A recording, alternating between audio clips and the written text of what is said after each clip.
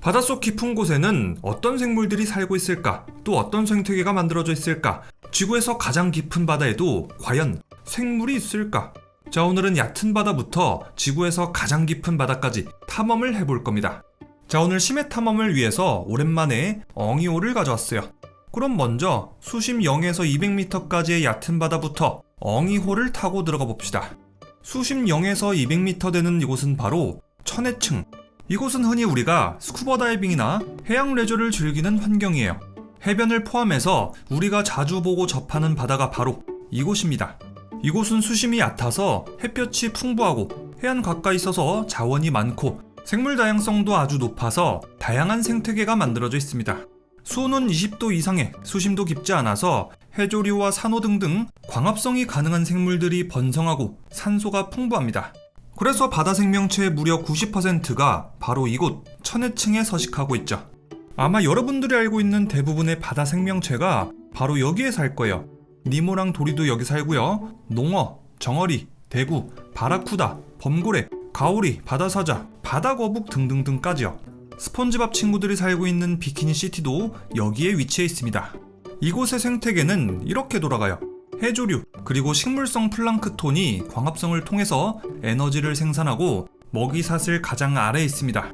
식물성 플랑크톤은 바다 전체에서, 그리고 해조류는 연안 생태계에서 1차 생산자 역할을 합니다. 이것을 초식동물인 소라, 성게 등이 섭취하고 또 작은 물고기, 새우, 게 등은 이런 초식동물을 먹습니다. 또 육식동물들이 죽으면 세균이 유기물을 분해해서 영양소를 재순환시킵니다. 자, 이제 엉이호를 타고 더 깊은 바다, 해저 200에서 1000m 되는 중심해층으로 가봅시다. 중심해층은 대륙붕에서 대륙사면으로 전환되는 지점입니다. 여기서부터는 햇빛이 거의 들지 않습니다. 수심이 깊어질수록 빠르게 어두워지고 온도도 같이 낮아집니다. 생태학에서는 해저 200m부터를 심해로 취급합니다. 그러니까 우리 부엉이들의 롤 티어가 바로 여기부터 시작인 거죠. 자, 여러분들의 티어처럼 이곳은 빛이 잘 들지 않아서 어두운 바다가 이어집니다. 빛이 부족하다 보니까 광합성을 하는 해조류나 식물성 플랑크톤이 서식할 수 없는 환경이죠. 빛이 없다 보니까 수온도 낮아요. 이곳의 수온은 10도에서 15도가량. 그러다 보니까 이곳의 생태계는 해안가하고는 다를 수밖에 없습니다. 자, 그렇다면 이곳에는 어떤 바다 친구들이 살고 있을까? 이곳은 여전히 우리 눈에 익숙하고 이름도 어디서 많이 들어본 녀석들이 살고 있습니다. 대구, 갈치, 명태도 있고요. 맛있어 보이는 눈다랑어, 조로마냥 입에 칼을 차고 다니는 황새치, 보고 있다 보면 피타고라스 정리가 생각나는 앵무조개, 멘탈이 약한 개복치도 여기 살고 있습니다. 비싸서 못 먹는 킹크랩도 여기 있고요. 고생대부터 지금까지 살아있는 말 그대로 살아있는 화석, 지구의 산 증인 실러캔스도 여기 있습니다. 생각보다 익숙한 녀석들이 많네? 중심해층도 살만한가 봐 싶을 수도 있는데 여기서부터는 우리 인간에게 아주 위험한 곳이에요. 우리 인간이 스쿠버 다이빙 장비를 차고 가장 깊게 내려간 기록이 바로 332.35m. 이집트 출신 다이버 아흐메드 가브르가 2014년 9월 18일에 달성했고, 이 기록은 스쿠버 다이빙의 세계 기록으로 기네스북에 등재돼 있습니다. 그 이상은 빛도 적고 수압도 너무 높아서 인간의 몸으로 들어가는 것은 불가능합니다. 일반적으로 40m만 들어가도 아주 깊이 잠수한 거고, 50m를 들어간다면 무슨 그런 무모한 짓을 했냐면서 한 소리를 들을 정도니까요. 반면에 향유고래의 잠수 능력은 인간보다 훨씬 뛰어납니다. 심지어 이 친구는 스쿠버 다이빙 장비도 필요 없어요. 향유고래는 해저 1000m에서도 살고요. 수심 2250m까지도 잠수할 수 있고 1시간 반 이상이나 잠수할 수 있다고 하죠. 빛이 없어지는 데다가 수압까지 견디는 걸 생각해보면 정말 대단한 능력이죠. 한편 바다 생물들의 몸집이 갑자기 급격하게 커지는 장소가 바로 이곳 중심해층입니다. 거대 산갈치는 11m에 이르고요. 대왕 오징어는 13m까지 자랍니다. 10m까지 자라는 초거대 심해 해파리도 여기 살고, 바티노무스 같은 심해 등강류도 여기 있습니다. 자, 여기서 잠깐 심해 생물들의 거대화 현상은 왜 일어나는 걸까? 과학자들은 연구를 이어가고 있지만 가설에 그칠 뿐 정확한 이유는 여전히 모르고 있습니다. 몇 가지 가설을 간략하게 소개하자면 이렇습니다. 심해는 빛이 거의 도달하지 않는 만큼 아주 추운 환경이기 때문에 이곳에 사는 생물들은 대사를 느리게 만들고 에너지 소비를 줄이는 게 중요합니다. 그래서 몸집을 키우면 적은 에너지를 더 효율적으로 사용할 수 있게 되죠. 또 심해에서는 먹이를 찾는 게 어렵기 때문에 몸집을 키워서 한꺼번에 많은 먹이를 먹고 에너지를 저장하는 게 더 유리합니다. 심해 등각류 바티노무스가 이런 식으로 한 번에 많이 먹고 오랜 시간 먹지 않고도 버티는 전략을 사용하고 있죠. 또 이런 가설도 있습니다. 깊은 바다는 산소가 부족하기 때문에 몸집을 키워서 산소를 더 효율적으로 저장하고 순환시키는 게 더 유리하기 때문에 거대하게 진화했다. 또 다른 가설입니다. 심해에는 포식자들이 비교적 적기 때문에 더 크게 진화할 수 있는 여유가 있었거나 더 큰 몸집을 가지는 게 자기 자신을 방어하는데 더 유리하다. 자, 이제 중심의 층보다 더 깊이 들어가 봅시다. 바닷속 1000m부터 3000m까지를 점심 해수층이라고 합니다. 자, 여기까지 내려왔으니까 점심 한 끼 해야겠네요. 이곳은 수압도 너무너무 강하고 빛도 거의 닿지 않습니다. 그만큼 수온은 약 4도씨에서 10도씨 정도에 불과합니다. 인간의 몸으로는 이곳의 수압을 견디는 것도 불가능하기 때문에 잠수정이나 엉이호가 없다면 탐사는 불가능합니다. 과연 이렇게나 어두컴컴하고 추운 곳에 생명체가 있을까 싶지만 이곳은 위쪽에서 가라앉는 영양분을 기반으로 독특한 생태계가 만들어져 있습니다. 점심해수층 생태계의 주요 에너지원은 바로 바다눈입니다. 바다눈? 바다에 눈이 내려? 바다눈은 겨울이 되면 내리는 눈이 아니고요. 위쪽 바다에서 죽은 생물, 배설물, 플랑크톤 잔해물 같은 유기물 입자들이 위쪽에서 아래쪽 바다에 떨어지는 현상을 말합니다. 이게 꼭 바다에 눈이 떨어지는 것 같다고 해서 바다눈이라고 부르는 거죠. 이 바다눈은 점심해수층에 살고 있는 생물들에게 중요한 먹이 자원이 됩니다. 먼저 점심해수층에 살고 있는 심해게, 등각류, 심해새우 같은 1차 소비자들이 이 바다눈을 먹고 자라면 랜턴피쉬, 브리스틀 마우스 같은 포식자들이 얘네들을 잡아먹고 또 요놈들을 더 위의 포식자들이 잡아먹는 식으로 정교한 생태계가 만들어져 있습니다. 바닷속 깊은 곳에 바다눈 덕분에 생태계가 만들어져 있다는 사실, 저도 이번에 공부하면서 처음 알게 됐는데요. 진짜 신기하죠?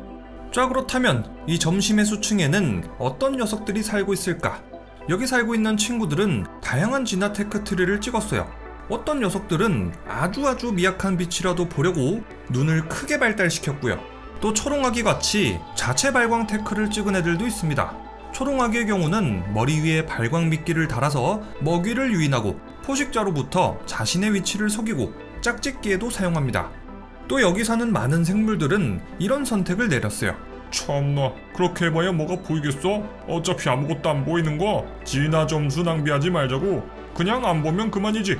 그래서 재밌게도 아예 보는 걸 포기해서 눈이 퇴한 생물들이 이 깊이부터 많이 등장합니다. 이 부근에 사는 생물 중에서 가장 유명한 건 블루피쉬입니다. 이 친구는 호주 근처 심해에 사는데요. 이런 모습보다는 이렇게 못생긴 모습으로 유명해요. 못생긴 물고기로 워낙에 유명하다 보니까 원피스에서도 어인선 가던 도중에 한번 등장했었죠. 그런데 이게 사실 수압이 정말 높은 바다 깊은 곳에 있는 녀석을 수압이 낮은 바다 위로 꺼내는 바람에 몸이 급격하게 팽창해서 이렇게 못생겨진 거라고 해요. 원래 이렇게까지 못생긴 얼굴은 아니라는 거죠.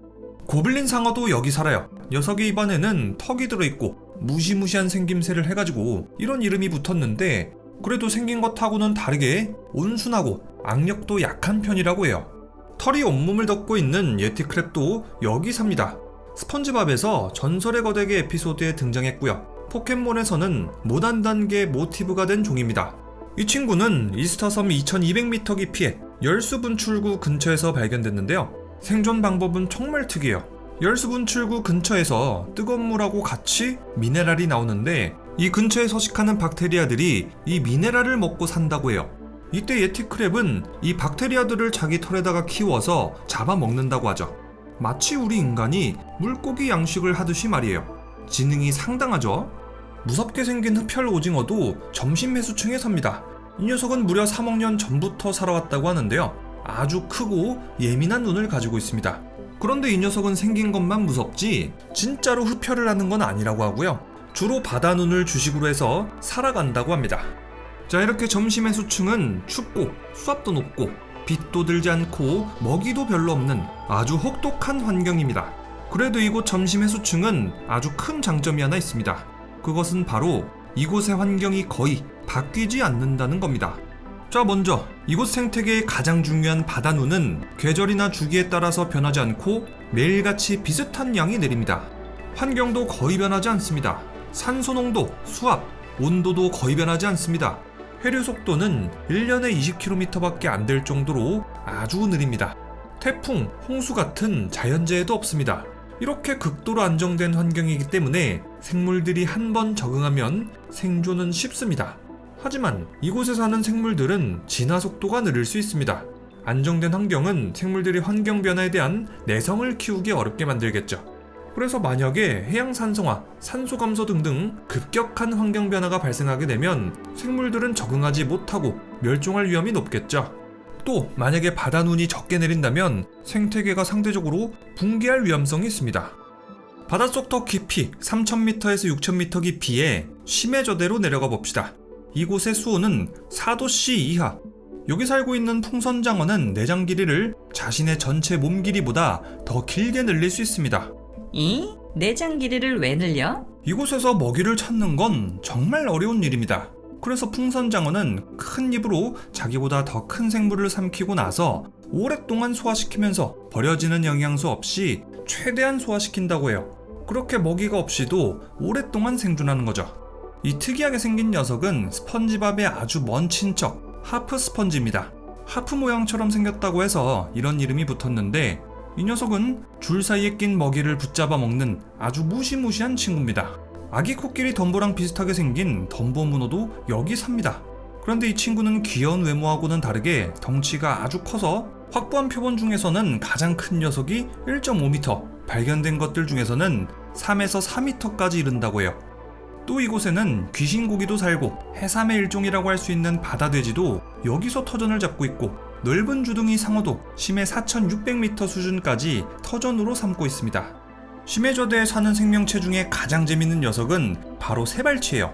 바닥에서 세 발로 서 있어서 세발치라는 이름이 붙었는데요. 눈이 태화한 대신에 가슴 지느러미로 물의 진동을 느껴서 먹이를 사냥한다고 합니다. 또 이 녀석은 정말 특이한 게 암수 생식기를 모두 가졌습니다. 이때 다른 짝을 만났을 때 각자 합의하에 암수 역할을 분배한 다음에 짝짓기를 한다고 하죠. 자, 여기까지 오느라 고생 많았습니다. 이제 정말 거의 끝까지 왔는데요. 이곳은 바다의 끝, 초심 해저대입니다. 여기까지 도달한 사람들보다 달에 간 사람들이 더 많습니다. 여기는 빛이 전혀 닿지 않는 데다가 낮은 수온에 부족한 산소 농도, 부족한 먹이 자원, 쇳덩어리도 찌그러지게 할 정도의 높은 수압까지 너무나도 혹독한 환경입니다. 에이, 설마 이런데 생명체가 살겠어? 싶겠지만 이렇게 깊은 심해에도 생명체가 살아가고 있습니다. 날카로운 이빨로 작은 어류와 오징어, 갑각류 등을 먹고 사는 쥐꼬리 물고기, 못난이 장어로 유명한 커커스 장어, 새우 비슷하게 생긴 갑각류, 암피포드도 살고 있습니다. 여기 사는 녀석 중에 가장 특이한 건 바로 해파리처럼 생긴 콤부젤리예요. 드래곤볼을 보다 보면 퓨전이라는 기술이 나오잖아요. 두 사람의 몸을 하나로 합쳐서 더 강력한 하나가 되는 기술이요. 콤부젤리가 바로 드래곤볼에 나왔던 것처럼 퓨전을 해냅니다. 두 콤부젤리가 만나면 그 이후로는 같이 붙어서 생활하고 감각도 공유한다고 하죠. 세계에서 가장 깊은 바다 마리아나 해구의 챌린저 딥으로 가보죠. 이곳의 평균 수심은 8000m에 가장 깊은 곳은 11034m입니다. 에베레스트 산에다가 한라산 높이까지 더해야 되는 엄청난 깊이입니다. 이 깊이를 지상에서 하늘 쪽으로 올린다면 거의 성층권에 도달하는 높이죠. 이 동네 사는 친구들 중에 가장 유명한 게 2014년에 처음 잡힌 스넬피쉬입니다. 이 녀석은 30cm 정도 크기에 몸이 반투명의 모습이에요. 빛이 전혀 없는 환경에 살기 때문에 시각은 완전히 퇴화됐죠. 자, 그런데 스넬피쉬는 도대체 어떻게 이 엄청난 수압을 견디는 걸까? 이 녀석의 뼈는 유연하고 두개골 안에 빈 공간이 있어서 높은 수압을 견딘다고 해요. 이 밖에도 큰 지느러미 오징어, 해삼류의 일종인 미리오트로키데, 바다달팽이 종류인 투리데, 시체나 병 같은 잔해를 먹고 살아가는 새우같이 생긴 심해청소부도 있고요. 꼭 바다에 빠진 뇌처럼 생긴 제노피오포레아도 있습니다. 자, 이렇게 여긴 진짜 아무것도 못 살겠지? 하는 곳에도 놀라운 생명체들이 많이 살아가고 있습니다. 심해 속으로 더 깊이 내려갈수록 인간이 알고 있는 생물은 점점 적어집니다. 탐사가 아주 어렵기 때문이죠. 자, 그래서 얼마나 더 많은 생물종들이 바다 깊은 곳에서 살고 있을지 우리 인간들은 아직 제대로 알지 못합니다. 그래도 심해에 살고 있는 생물의 종류는 정말 다양할 것으로 예상됩니다. 심해 잠수정이 한 번씩 잠수할 때마다 새로운 종들이 무더기로 발견되거든요. 또 아무리 깊은 심해라고 해도 바다 눈이라든가 열수 분출공 근처 등등 이런 독특한 환경에서 바다 생명체들이 에너지원을 얻어서 살아갈 수 있다는 사실이 확인됐습니다. 생명이 탄생할 수 있는 조건은 인간의 상식을 뛰어넘는 거죠.